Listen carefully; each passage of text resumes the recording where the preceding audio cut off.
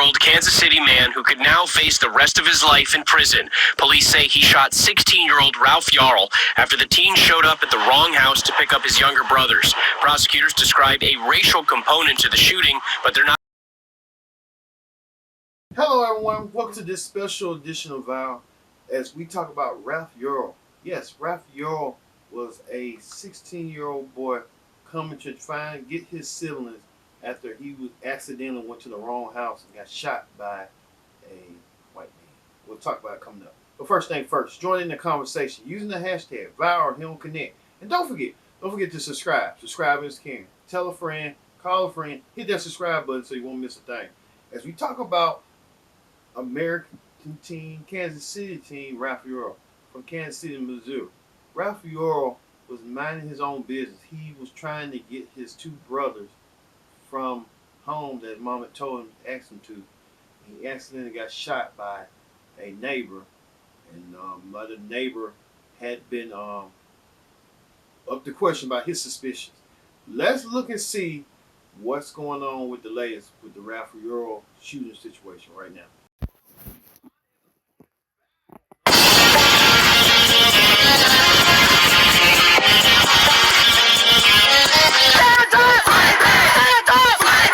Outrage is growing today over the senseless shooting of a 16-year-old boy, all for ringing the wrong doorbell. Ralph Yarl was shot twice in the head after mistakenly going to the wrong house to pick up his twin brothers. We spoke to his aunt. He was able to get up and run for help. He went to a few houses. The third house that he went to, he was told to put his hands up and lay on the ground.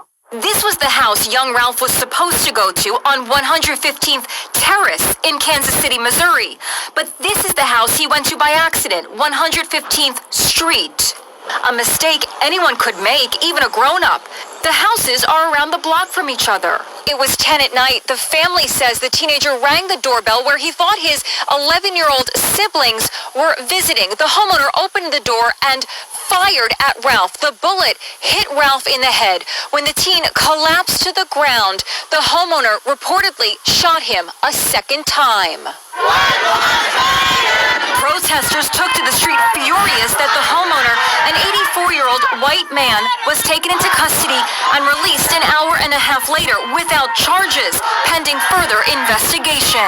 The homeowner's house has been defaced with graffiti, and you can see where eggs have been thrown at the window. Prominent civil rights attorney Lee Merritt is representing Ralph's family. We're particularly concerned about why this suspect hasn't been arrested and why this family hasn't been provided the normal, what we deem as normal legal process. I spoke to the mayor. I'm heartbroken and angered by this situation. I think race had a lot to do with it. I'm not sure if this wasn't a black child, we'd be having this conversation now. So I get the outrage. Celebrities like Halle Berry are speaking out. This innocent child is now fighting for his life. This should not happen. All hands on deck, writes Oscar winner Viola Davis. Bring the appropriate charges, says Kerry Washington. Ralph is a scholar and talented all-around kid. He played the sax and clarinet in the school's marching band. He also performs at school concerts in the jazz band. How is he doing? It's day by day, he's alive. I think that's the key part, is that he is alive.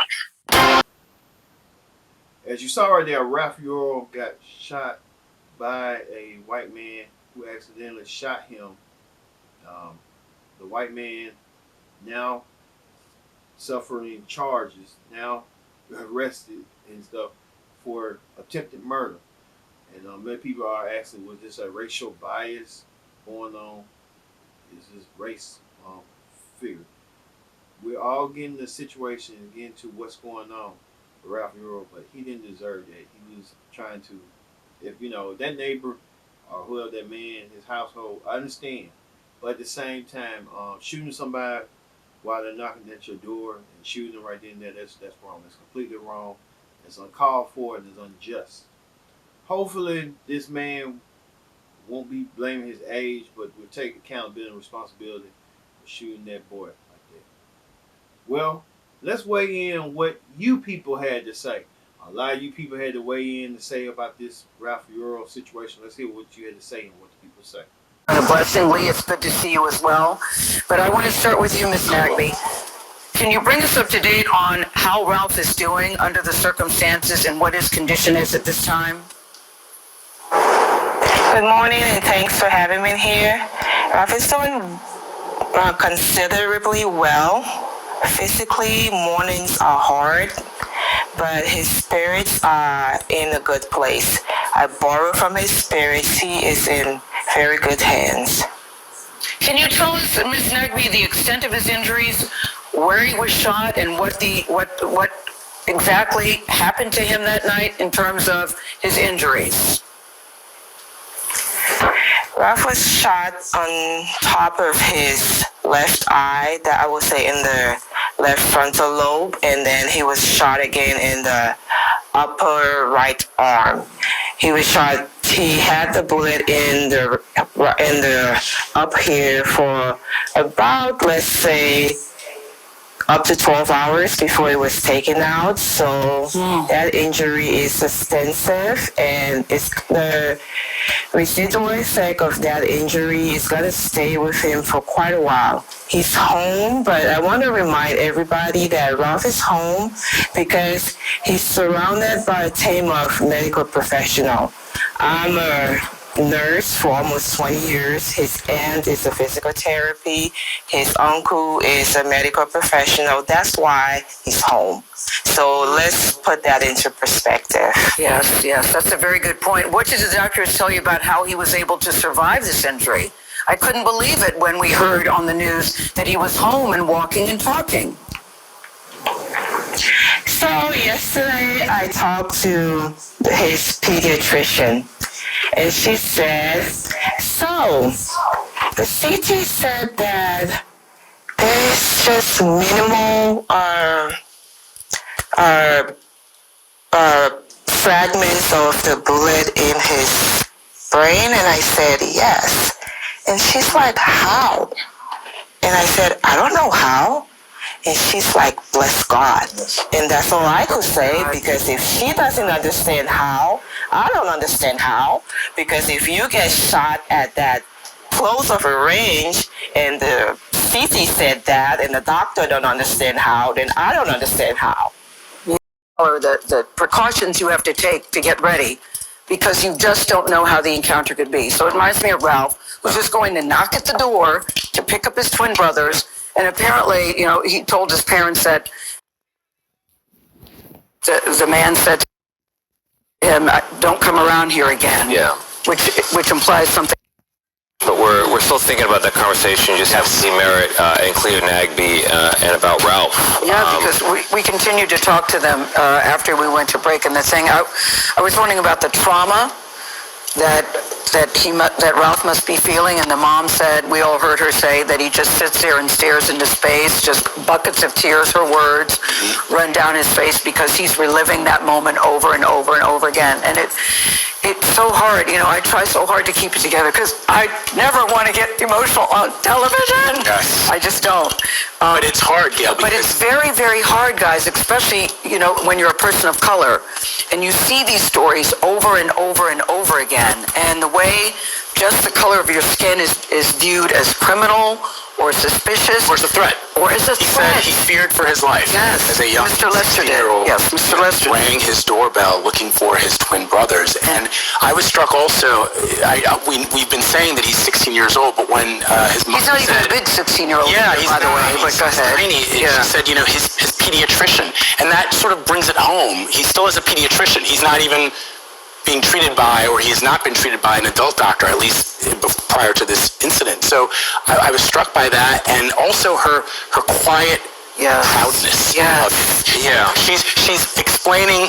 She's not, rah-rah cheering him. But she's giving you little details that just tell you what a remarkable young man that he is, that he's bored with English, not because he's not competent at his studies, but because it's the only college-level class he's not taken. Oh, by the way, Gail, Yale has called twice. Yeah, twice. You know, it made me think of when favorite son Will was about that age, and we lived in Greenwich, Connecticut, which is a primarily white community. And I would say to him, if ever you're stopped by the police, you are not going to be given the benefit of the doubt like Kyle and Patrick and Tommy. You will not be given the benefit of the doubt, so you have to behave very, very carefully. And now here he is at 35, living in Los Angeles. There was a car in his parking lot. He called to have it towed after 2 days. Turns out the car is stolen. And so they said, we can't tow it. We're going to have the police come. He goes, I'm afraid to call the police to come and tow this car. So, I mean, just all the things that you have to do as a person of color, the precautions you have to take to get ready, because you just don't know how the encounter could be. So it reminds me of Ralph, who's just going to knock at the door to pick up his twin brothers. And apparently, you know, he told his parents that the man said to him, don't come around here again. Yeah. Which implies something else. I don't know. It's just such a bizarre story, but I'm so relieved and so grateful that he's alive to still talk to us. Yeah, Ralph is okay. They don't know how he survived. She credits God. We have no better explanation this morning. No, we don't. So that's where we... And no City, Missouri, and no arrests have been made at this time. Y'all grab your tea and have a seat. Let's go ahead and talk about 16-year-old Ralph Yarl and what happened to him last week and why prosecutors have not pressed any charges against the maniac that did this. So according to reports, 16-year-old Ralph was going to go pick up his siblings, but he accidentally went to the wrong address. When he went up to the home, he knocked on the door. Someone inside, maybe the homeowner, shot Ralph once through the door and then shot him again once he laid on the ground. Unfortunately, one of those shots hit Ralph in his head. He was able to get up and run away from that house, and he went to several other houses in the neighborhood, and they wouldn't help him. Finally, the final house told him to lay down on the ground, in which he did, and they called for an ambulance. A man opened up the door, looked him in the eye, and said, "Don't ever come back here," as he shot him in the head. So officers stated that they arrived in the area at around 10 p.m. and found Ralph injured. He was hospitalized, and the police said that he is in stable condition with a life-threatening injury. So the man responsible for this heinous act was brought to the police station to make a statement, but later released. Now, this was giving everybody pause. Why was he released? So the police chief held a press conference today to update us on why that person was released, and she basically said because they have to get a formal statement from Ralph and also conduct a more thorough investigation. Consulting with the Clay County Prosecutor's Office, the homeowner was released pending further investigation due to the need to obtain a formal statement from the victim, forensic evidence, and compile additional information for a case file to be presented. A formal statement is planned and forthcoming as the teen's injuries allow.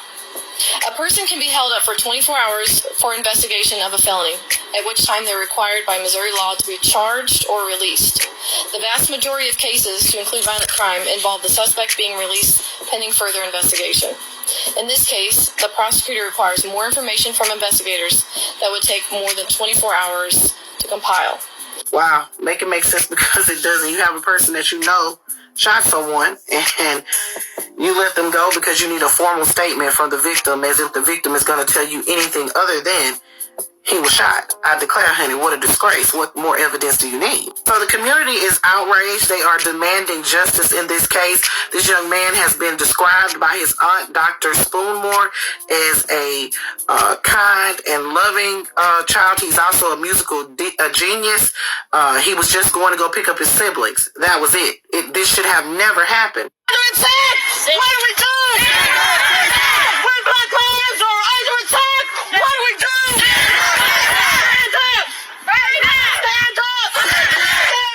I tell you, when I first heard about this, I thought of Renisha McBride in Dearborn, Michigan. She was shot at a home after she had a car accident, and she was there looking for help. Theodore Wafer was charged with second-degree murder, and he was found guilty, and he was sentenced to 17 years in prison for her murder. Mistakenly knocking on someone's door at 10 o'clock It's not a death sentence. It's not a crime. And these neighbors that refused to help him, how would you have felt if he had bled out and passed away out there? I declare, you're a disgrace. So Ralph's family has started a GoFundMe, obviously, for medical expenses. I will be linking that in the video. I'm hoping for justice, and I'll keep you guys updated on this, and I'm hoping for a speedy recovery for Ralph. Put your thoughts in the comments, players. This is Double D Mo for the Black Accurate News. First and foremost, I know you've been in touch with Ralph Yarl's family. What can you tell us about how they're doing and how Ralph is doing? Ralph so far has had an absolutely miraculous recovery. I know there are many more steps ahead, but to have been shot in the head and shot a second time by this defendant and be out of the hospital by now is absolutely miraculous. So I know that at least physically they're holding up. I think mentally there will be an ongoing challenge for this young man who had seemingly everything going for him in the world and who was struck by this unimaginable incident. What about people in your community? I mean, the idea that a child, a teenager, could be shot just for showing up at the wrong house is a horrifying notion for parents, especially for parents of black children. How is this resonating in Kansas City? Terribly. I mean, it's terrifying for everyone. This is one of those things that either for me in public service, I feel like for those of you on journalism, that you wake up with in the middle of the night, that you worry. You know, I was looking at my door at my home, and I was just thinking, how can somebody think that it's just right to shoot out front through their door with two locked doors, by the way? And the fact that this defendant said basically he was scared of this kid.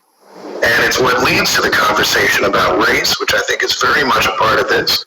It leads to the broader concerns about the fact that guns and guns everywhere is literally killing our country. And so the question we all have to ask at some point is, as we expand stand your ground laws and possession laws for anyone and no red flags for those who shouldn't have guns, when do we stop? How many Ralphs get shot? How many people are harmed? That to me is the concern. Mayor Lucas, what else can you tell us about Andrew Lester, the 84-year-old man who was charged in the shooting? We know he was charged yesterday, taken into custody late this afternoon, and then, as we just heard recently, released on bond. There were a lot of questions about why he wasn't taken into custody sooner. What's your understanding of why that unfolded the way it did? Well, I'm learning more as everyone else does too. I mean, he turned himself in. So something that I know concerns a lot of people in the world is that, you know, often when you don't shoot somebody, maybe you don't have the convenience of showing up at the jail, actually, whenever you want. But be that as it may, that's what happened today. We'll learn more about that. What we've learned is that he's got a particularly, it's not even a well-heeled family. He was able to put $20,000 on to be released. So this man, who I consider to be a risk, at least to black people in this community, is out on the streets of Kansas City again, is out and available. And, you know, I don't think the age is an excuse. If what he claims is fear is just seeing a black boy who is taller than him, then he's afraid of about 75,000 people in my city. I find that to be concerned, and I think that this is something that hopefully, as we go through this prosecution and get a conviction, hopefully it's something that does lay a basis for, if not expanded hate crime charges, then certainly a very clear conviction. We understand how frustrating this has been, but I can assure you that the criminal justice system is working and will continue to work. A lot of you people agree with me saying that it's accidental. Now, we know when you're a homeowner and they come in your house forcefully and you do what you have to do by needs to do what you have to do. But they're knocking, they're not trying to cause no threat to you. Just hear them out and see what they're saying, and then you just go from there. But you didn't have to shoot that boy like that. But you know, it's wrong, it's unjust, it's uncalled for. But hopefully, justice will prevail and we'll get a solution coming down the road. Thank you for watching this edition of Yarl. Talk about the shooting of Ralph Yarl. I've been your host, Kendra Dick, saying so long. Thank you for watching. Yarl.